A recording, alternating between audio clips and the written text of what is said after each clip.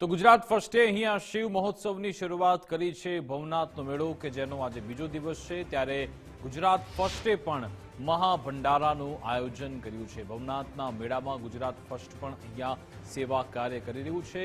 ભજન ભોજન અને ભક્તિનો ત્રિવેણી સંગમ અહીંયા સર્જાયો છે। ભવનાથની તળેટીમાં ગુજરાત ફર્સ્ટે આયોજન કર્યું। સંતો મહંતો અને ભક્તો માટે રોજે રોજ ભંડારો યોજાય છે। પત્રકારિતા સાથે મહાભંડારા થકી ભક્તોની સેવાનું સૌભાગ્ય પણ ગુજરાત ફર્સ્ટની ટીમને મળ્યું છે। ભક્તો માટે રોજે રોજ અલગ અલગ વાનગીઓ તૈયાર થાય છે। આજે ખીચડી, ઊંધિયું, સમોસા અને છાશનું વિતરણ કરાયું હતું। ગુજરાત ફર્સ્ટની ટીમ રોજ 1000થી વધુ લોકો માટે ભંડારો કરે છે। ગુજરાત ફર્સ્ટના મહાભંડારાને લોકોનો જબરદસ્ત પ્રતિસાદ પણ મળે છે। जय भवनाथ, जय गिरनारी। गुजरात फर्स्ट नो भंडारो तैयार थई रह्यो छे। अत्यारे अमे रसोडामां छीए। अहींया समोसा तैयार थई रह्या छे अने अहींया खीचड़ी तैयार थई गई छे, ऊंधिયું तैयार थई गयुं छे। अजयभाई अमारी साथे छे। अजयभाई, केवी तैयारीओ छे आजना भोजननी? बस आप सौना साथ सहकारथी अने गिरनारी महाराजना आशीर्वादथी तमारी सूचना प्रमाणे बधुं ज तैयार थई गयुं छे। बस हवे तमे અહીંથી લઈ જાઓ એટલે તરત સર્વ કરી દેજો। જય गिरनारी। આજના મેનુમાં શું છે અજયભાઈ? આજના મેનુમાં સમોસા છે, ઊંધિયું છે અને ગિરનારી ખીચડી છે। છાશ? છાશ પણ છે। બોલો, છાશ વગર સૌરાષ્ટ્રમાં લોકોને નહીં ફાવે એટલે છાશની બી વ્યવસ્થા છે। ધર્મેશભાઈ, અન્ન સેવા પ્રભુ સેવા છે। ભજન ભોજન અને ભક્તિના મેળામાં છીએ।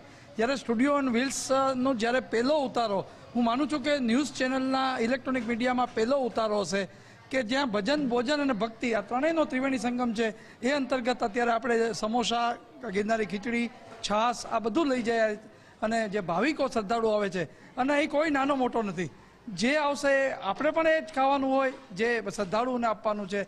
સૌ ગિરનારની જે મહાશિવરાત્રિના મિની કુંભમાં આવે છે અને આ આપણી ફરજ પણ છે અને એક માનવતાની એક ભૂમિકા પણ છે કે માત્ર ન્યૂઝ ચેનલ એક આ ભજન ભોજન અને ભક્તિ ત્રણેયનો ત્રિવેણી સંગમ અહીં સાથે કરી રહી છે। સર, બિલકુલ, અને ગર્વની ક્ષણ છે, એના સાથે સાથે લાગણી બી છે અને આ ભોજન નહીં, આ પ્રસાદ છે।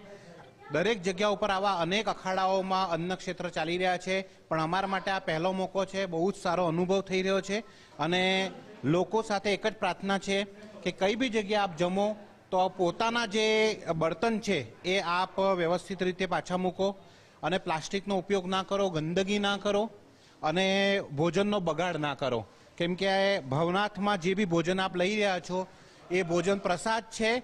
એ ભોજન નથી કે તમે એને બગાડ કરો। અન્નનો પ્રસાદ છે એટલે એક એક દાણો ખૂબ મહત્વપૂર્ણ છે। ખૂબ પ્રેમથી જમો અને ગંદકી ના કરો, સારી રીતે જમો।